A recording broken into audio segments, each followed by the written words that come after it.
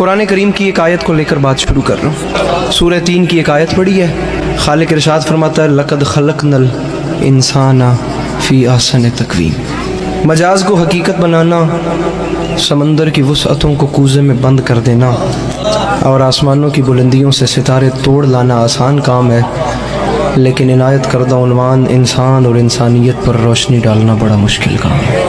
انسان خداوند عالم کی تخلیق کا وہ عجیب و غریب شاہکار ہے جسے خلق فرما کر خالق انسان نے، خالق لم یزل نے اتنے فخر سے ارشاد فرمایا کہ اس کے فخر کا عالم یہ تھا، زمانہ سن لے، انا خلقنا الانسان، اس انسان کو میں نے نہیں، اسے ہم نے خلق فرمایا۔ پھر ہم نے اس انسان کو خلق فرما کر اس کے فانوس دماغ میں شمع عقل روشن کی اور پھر اختیارات کی قوت سے نوازا۔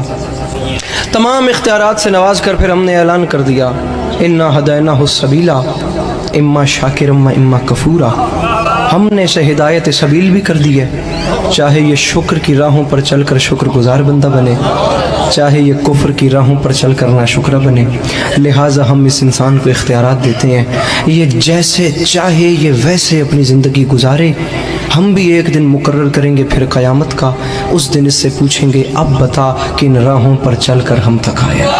یہ حضرت انسان، یہ ماؤ تین کا مجموعہ، یہ آب و گل کا سنگم، یہ کچھ پانی اور کچھ مٹی کا پتلا، یہ زمین پہ جال بن کے بچھ گیا، یہ آسمانوں پہ کمندے ڈالنے لگا، زمین اس سے نہ بچی، پہاڑ اس سے نہ بچے، ہوا اس سے نہ بچی، فضا اس سے نہ بچی، سمندر کی ہیبت ناکی کو چیلنج کر کے اس نے اس کی موج سے موج ٹکرا دی، اس نے جو فلک پر اڑتے ہوئے طائروں کو زمین پہ بسمل کر کے پھینک دیا، اس نے حباب کے دل توڑ دیے، اس نے آب رواں کی چادر تباہ کر دی، اس نے کارے دریا میں چھپے ہوئے صدف کو لا کر سطح آب پہ بے آبرو کر دیا، یہ لوہے کو آکاش پہ اڑا رہا ہے، یہ موتی کی آبرو کو بچا رہا ہے، یہ دانے کو دھرتی سے اٹھا رہا ہے، یہ ذرے کا جگر چیر کے اس میں سے ایٹم نکال رہا ہے، یہ زمین کو ناقابل رہائش سمجھ کر چاند ستاروں پہ ڈیرے ڈالنے جا رہا ہے۔ فرشتوں میں ایک ہلچل سی مچ گئی ہے جس میں جبرائیل ارشاد فرما رہا ہے فرشتوں ہوشیار، یہ جنت سے نکالا ہوا پھر واپس آ رہا ہے۔ آپ دیکھیں کہ انسان کے پاس کس چیز کی کمی ہے۔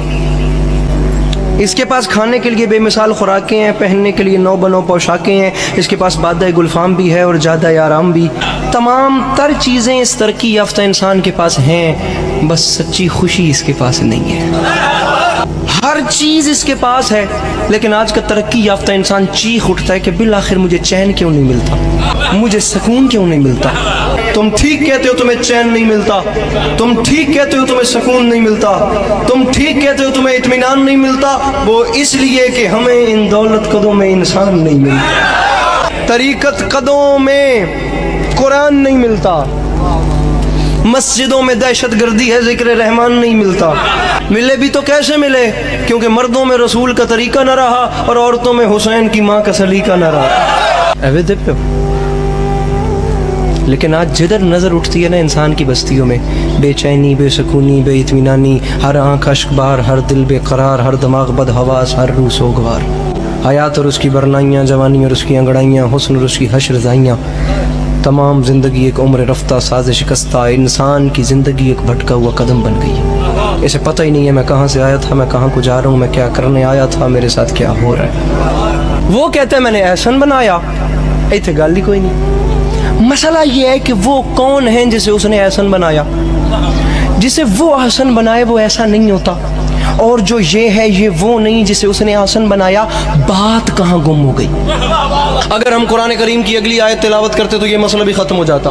وہ خالق فرماتا ہے لقد خلقنا الانسان فی احسن تقویم، پھر فرماتا ہے ثم رددناہ اسفل سافلین، پہلے ہم نے احسن بنایا، پھر ثم رددناہ، پھر پلٹا کر اسفل سافلین، بدترین شکل میں پیش کیا۔ نہ اس کے اچھے ہونے کی کوئی حد ہے، نہ اس کے برے ہونے کی کوئی حد ہے۔ ہم تمہیں دنیا والوں دونوں صورتیں دکھاتے ہیں، یہ اچھا بھی بہت اچھا ہے، یہ برا بھی بہت برا ہے۔ خدا کی قسم جب یہ برا ہوتا ہے نا، جب یہ برا ہو جائے تو حیوان اس سے شرمانے لگتے ہیں، پرندے اس سے گھبرانے لگتے ہیں، جانور کو اس سے خوف آنے لگتا ہے۔ کھڑے ہو کے بندہ سوال کرے علی عباس عسکری انسان سے حیوان کیوں شرماتے ہیں؟ میں تجھے بتاؤں، انسان سے حیوان اس لیے شرماتے ہیں، شیر درندہ ہے لیکن شیروں کے لیے نہیں، چیتا صفاق ہے لیکن چیتوں کے لیے نہیں، بھیڑیا خون آشام ہے لیکن بھیڑیوں کے لیے نہیں، سانپ زہریلا ہے لیکن سانپوں کے لیے نہیں زہریلا۔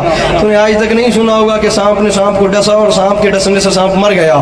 تمام دوسروں کے لیے زہریلے، خون آشام، اور خدا کی قسم یہ اس قسم کے وحشی ہیں، لیکن انسان جب اسفل السافلین اور بری منزل پہ آتا ہے تو اپنے ہی بھائی کا لہو پیتا ہے، یہ اپنے ہی بنی نو کی ہڈیاں چباتا ہے، یہ اپنے ہی گھر میں بیٹی جیسی رحمت کو زندہ دفن کر دیتا ہے۔ جب یہ برا ہو جائے تو اس کے برے ہونے کی کوئی حد نہیں، لیکن پھر خدا کی قسم تاریخ کہتی ہے جب یہ اچھا ہوتا ہے نا تو کبھی شہ سوار برق رفتار ہوتا ہے، کبھی انجم شکار ہوتا ہے، کبھی تہذیب کا دیوتا ہوتا ہے، کبھی ارتقاء کا پروردگار ہوتا ہے۔ بلند ہوتے ہوتے اتنا بلند ہو جاتا ہے یہ حضرت انسان کہ وہاں سے آگے وہ منزل آ جاتی ہے اس انسان کی بلندی کی کہ جہاں سے آگے جبرائیل کے پر جلے وہاں سے آگے اس کی نالین جاتی ہے، جہاں سے آگے جبرائیل کے پر جلے وہاں سے آگے اس کی نالین جاتی ہے۔ کبھی حیوان شرمانے لگتے ہیں، کبھی فرشتے سجدہ کرنے لگتے ہیں۔ احسن تقویم اور اسفل سافلین کو انسان دو ناموں میں تبدیل کر دیتا ہے، سمپل سی بات ہے، ایک کو یزید کہتے ہیں دوسرے کو حسین کہتے ہیں۔